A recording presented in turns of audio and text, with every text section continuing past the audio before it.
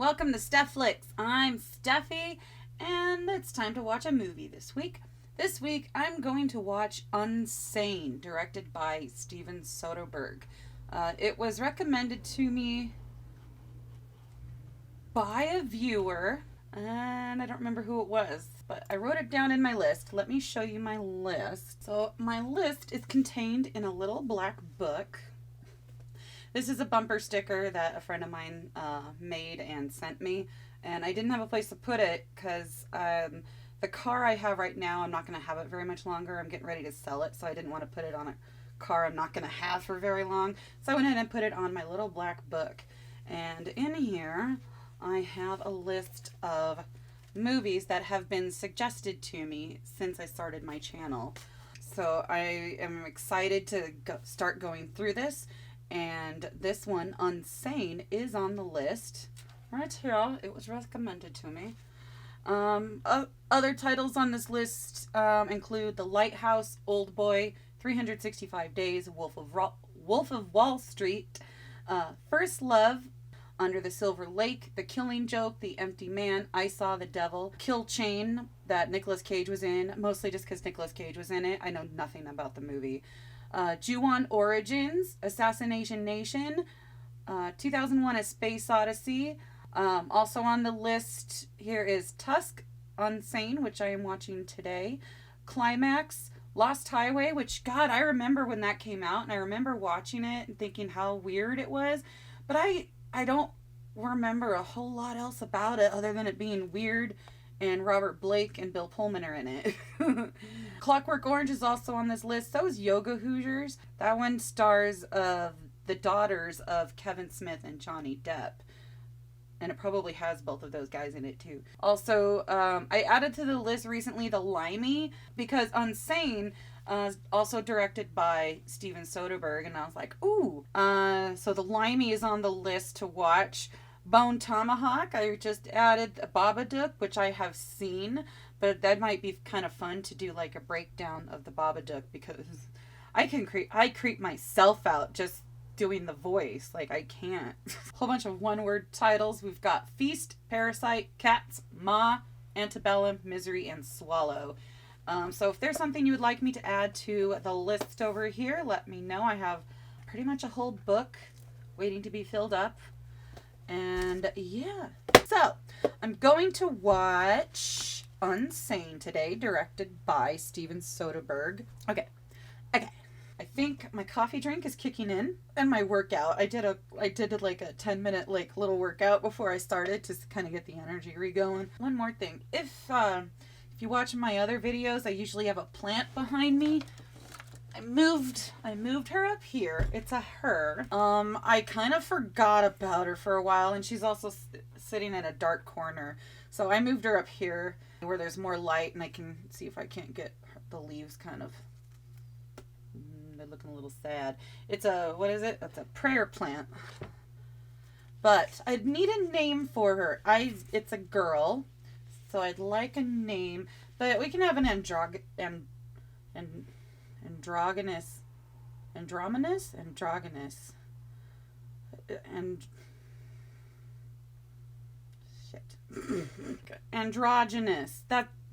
that right? If you got a suggestion for a name for my plant, throw it in the comments.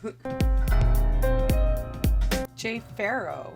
I've only ever seen him on Saturday Night Live. Before I get into it, like, other great movies that this director has brought, like the Ocean's movies, like Ocean's 11, 12, and 13. Yeah, I just want to throw that out there. Steven Soderbergh has done a lot of great movies, so usually as the director, he's a pretty safe bet. So I think this is going to be a good movie. He also likes to do a lot of character-driven stories, too. So you can always expect pretty rich characters in his movies. Like, well-thought-out characters. I gotta go, okay? It's a weird wide angle right there. This is kind of a cool shot.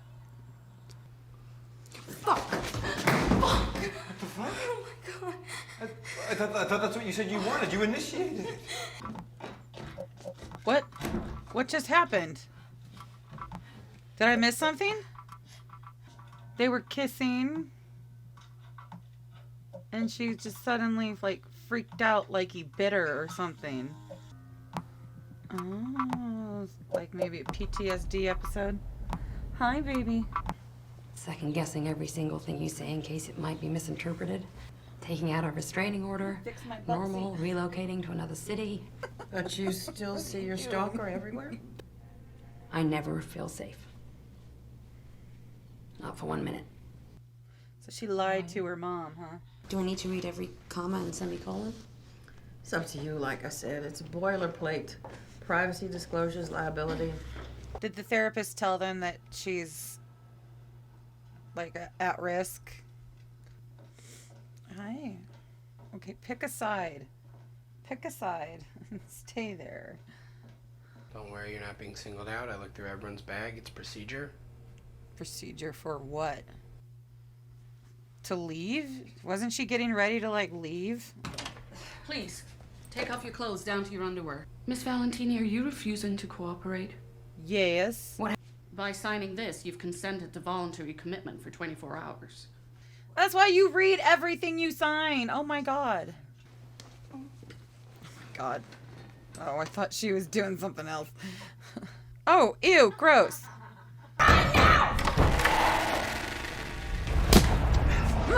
Fucking bitch! I'm going home today. Dr. Hawthorne asked me to bring you to have a talk with him about that. They're gonna make her stay longer, huh? They're absolutely gonna make her stay longer, huh? Because she punched that guy. It says here that you assaulted a staff member. I knew it. Because of the multiple acts of violence, we're looking at another 7 days. No, I don't think they can do that. 7 days. You talk, they find a way to keep you and get you admitted. And you stay locked up. Medicaid or whoever insures you will pay. And as soon as the money runs out, you're cured. Business. Business. That sounds like a very flawed business plan because insurance doesn't want to pay very much. It'd be better for a higher rotation to get... Because it's been my experience, hospitals want to get patients out as quickly as possible. So... I'm here for 7 days because my insurance company approved it. Boom. No. No way. You can't be anywhere near me. In here with me! I fucking hate you! I fucking hate you! No, I'm telling you the truth, I swear to God. So does she know that guy? Yeah. Yeah, the story's gonna be like the biggest story ever. So is he a reporter? Must be a reporter or something, huh? We did a thorough background check. Yeah, you did a thorough background check on George. I'm telling you, he isn't called George. His name is David Strine. I'm trying to tell you, you're not even listening to me. I totally understand where she's coming from. I know that frustration. I see the doctors put a little something extra in there. I really hope it helps. I hope someone cuts your balls off and stuffs them down your throat.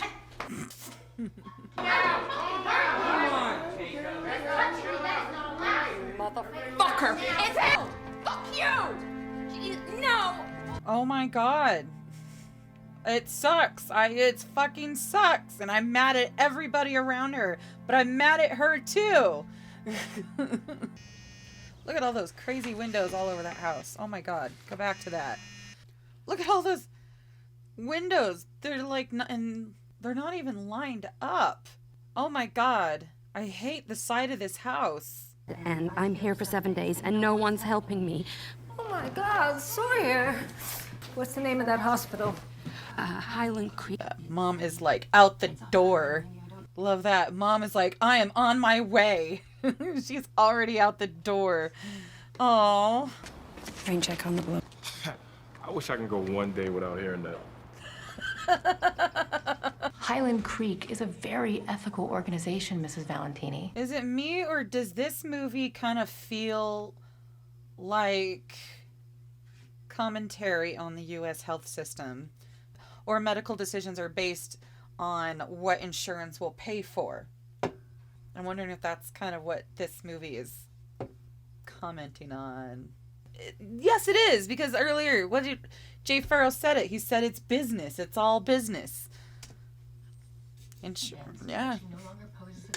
Let's focus on the positive work we do here at Highland Creek, all attesting to the ways we've turned patients' lives around. I'd be happy to share. Completely deflecting everything. Is that really in Sawyer's best interests? No, seriously, I'm concerned that coming off as frivolously litigious might adversely affect Sawyer's current employment situation, and it might make potential future employers apprehensive. She's doing what that goddamn cop did to Lieutenant Nazario. What was his name? Nazario. I'm sorry. What's the word? Coercion. Coercion. Oh my God. I watched a commentary video on that video of Lieutenant Nazario getting pepper sprayed by a cop, and then after the dust is settled and they're waiting for the pepper spray to clear up, this cop is basically like, we can do one of two things. We can just let you go and go your separate ways, and we can just forget about this whole thing, because he knows he fucked up. Then he goes, or number two, you know, your commanding officer might not be too happy about, you know, all this like resisting officers and all this shit. Exactly what she's doing right here. Goddamn coercion. Sorry, I'm worked up because I re-saw that video today of Lieutenant Nazario getting pepper sprayed, and so this works me up. Sorry. God damn it. Keep me in the loop about the situation. If you think there's legal cause to intercede, I'll get right at it. Hello? Did you just hang up on me? Nice to see you all during the daytime. What did he give her? Fuck.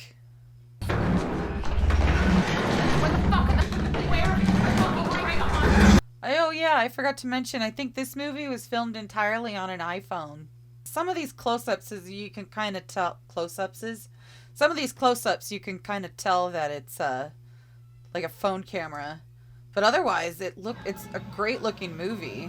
Oh, I got flies in my head. Why are you all looking at me? You ever seen that movie Paul?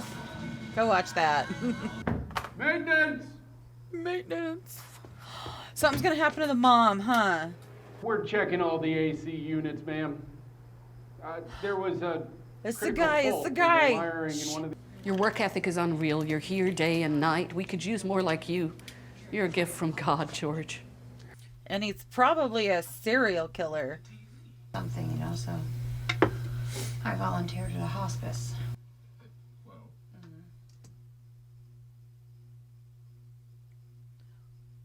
What was that beep? I heard a beep, right? I heard a beep. I don't know what it was. Update your deadbolts. I want to talk to you about situational awareness, okay? That's Matt Damon. Is this another, like, surprise Matt Damon cameo? Selling your car and using a ride service if you can't or won't His do best that. cameo is still Thor Ragnarok. See, Jay Farrell's gonna fucking die, isn't he? Cause he's cuddling up with her. They're getting close. Oh my God, no! I can already tell. Like something's gonna happen to Jay Farrell. Sweet dreams. Drop dead. God, after what happened last time, I'd be puking those up as soon as I could. Oh, good girl. She didn't even take him. Hit him under the tongue, didn't she? Cheeked him. Chipmunk him. To check on something for me. And not because I like her.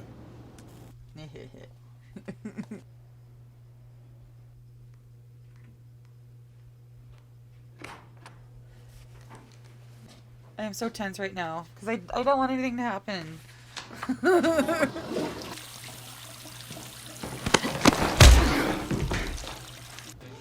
Oh my God, no. You've got to be kidding me.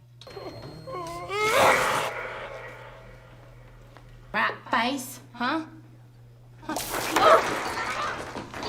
Why? Why? Why did she do that?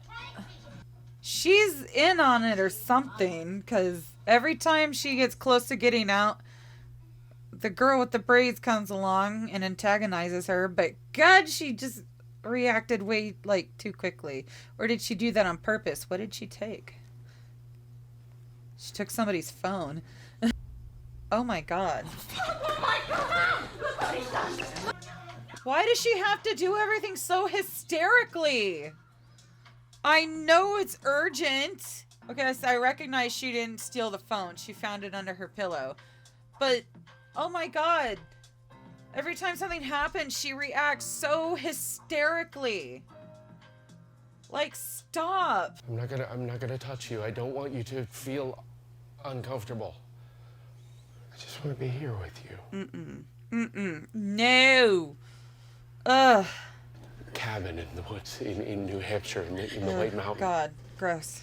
That sweet, kind girl in your head? That's not me. No, she's been a bitch this entire movie. What you imagine when you dream of us living in your fucking cabin? Friend Nate was taking notes on all the shady stuff that happens down here. Second floor should see this. Do you really think the orderlies would be involved with the insurance scam end of things? Ew. Whose hand is that? Is it Mom? Don't tell me it's the mom. Most important meal of the day. Ew. He's just gonna sit there. Beauty and the Beast, right? He just makes my skin crawl. It's not that bad. I might be your last, but I can't be your first. God, he's gonna go rape somebody now, isn't he? Bring someone else down here. You want me to... Fuck her in front of me.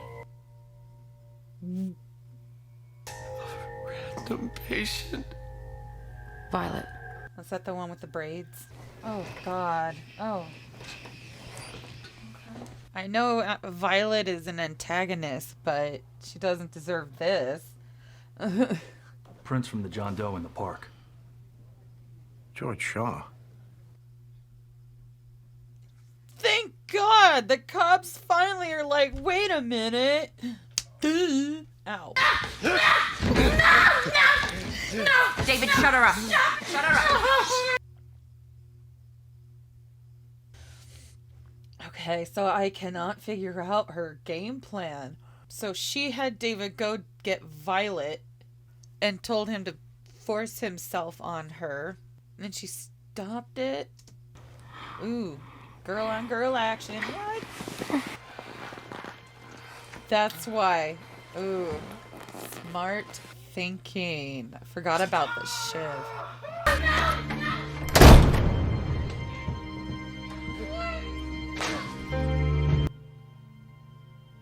Why didn't she let Violet out? Like, she didn't deserve that. That just felt super cruel. Or did I miss why she's in there and she's like a child killer? If she's a child killer, then sure. That just felt like extra, like, that just felt like a mean death. Mean-spirited, I don't know. Uh-oh, the music's changing.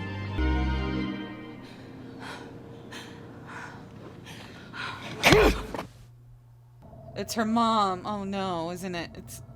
We sent Nate to follow up on rumors that the hospital was committing patients against their will. I never thought this would be the last story he ever wrote for us. So him getting murdered, even though they threw away his notebook or kept it. So the hospital's going down no matter what. No more lies.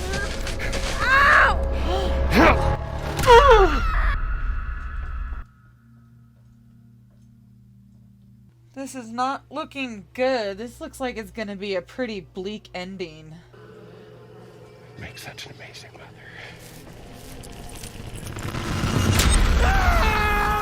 Oh, good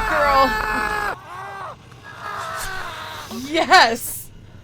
Does she still have that shiv? Is that what that was? Oh, that was great. I thought she was gonna like slowly wake up and come out of it. Nope, she was already awake. 6 months later.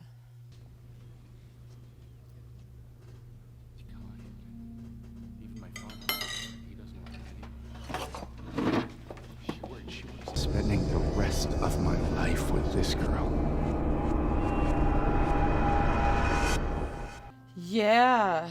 And then I totally don't blame her for not wanting to go to a therapist now. That's going to be a lot of PTSD right there. And then now she can't. I totally wouldn't want to go to a therapist after that. Hi.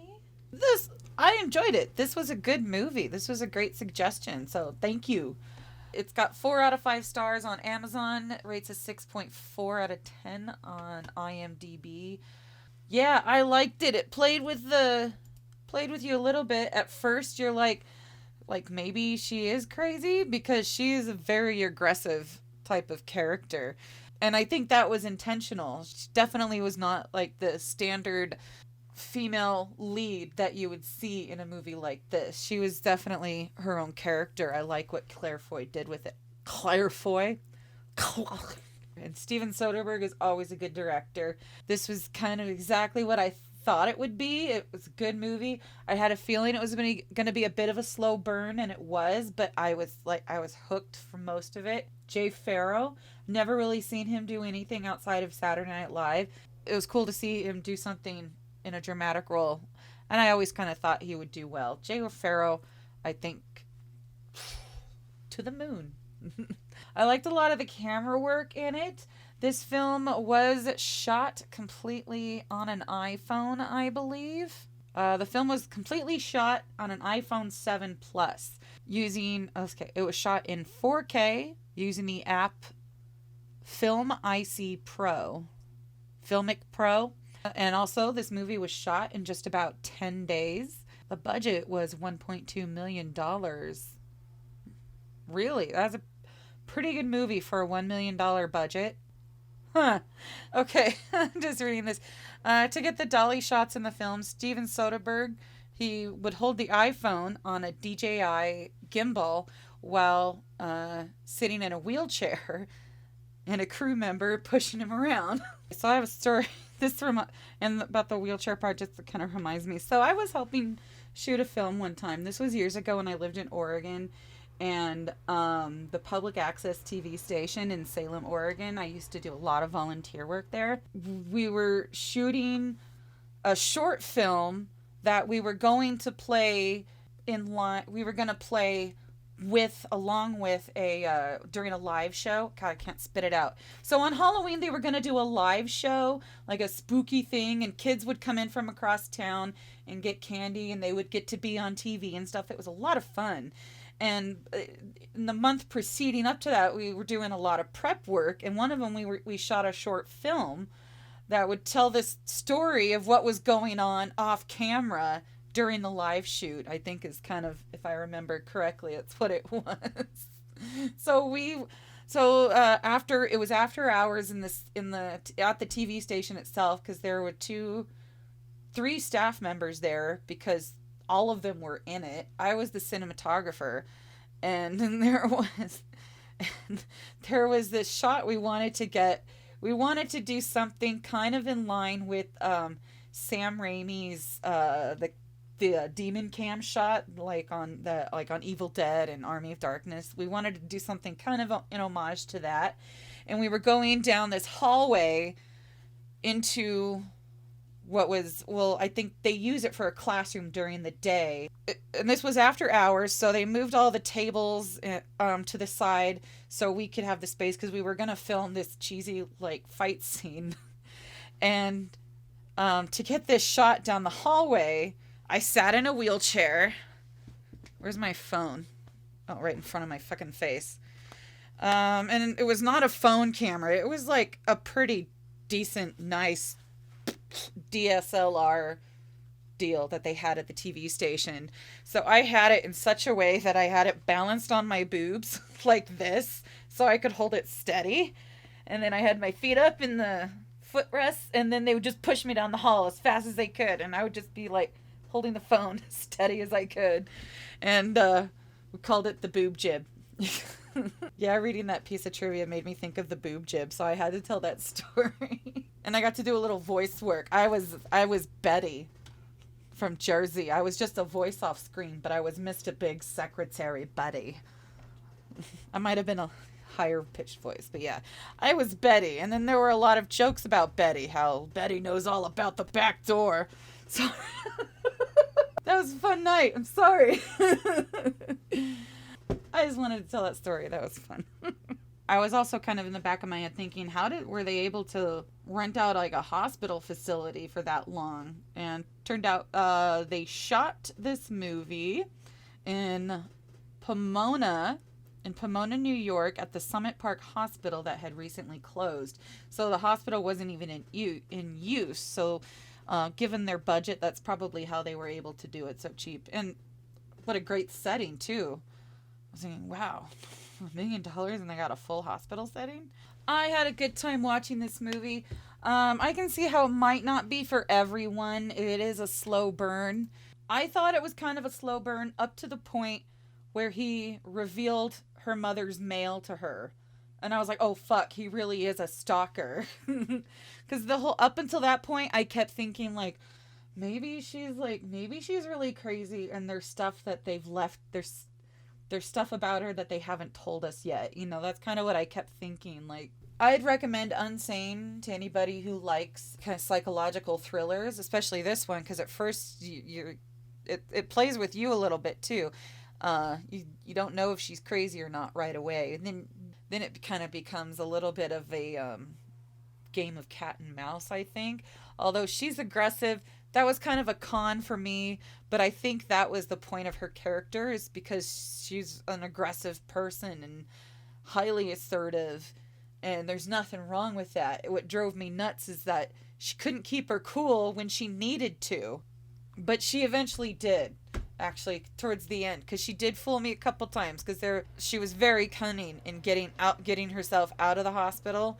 Although I didn't think Violet deserved what she got. That was a little like, what? What's her nuts? Sawyer totally could have let Violet come out of that room with her instead of leaving her in there with stalker killer guy. Like, I felt bad for the character. Let me know if I missed something in the movie, because if she's a person that hurts people, then maybe she did deserve it, but I don't know if the film established it. And for the most part, you can't really tell that it was shot on a phone. It looks great. Some of the close-ups you could kind of tell were on a phone. Some of the low light scenes, you could kind of tell a little bit that it was on a phone. But otherwise, this was a pretty good movie. I had a lot of fun watching it. And give me a suggestion on what I should name my prayer plant here. Alright, like this video if you liked it, subscribe if you want more. I will see you at the next movie.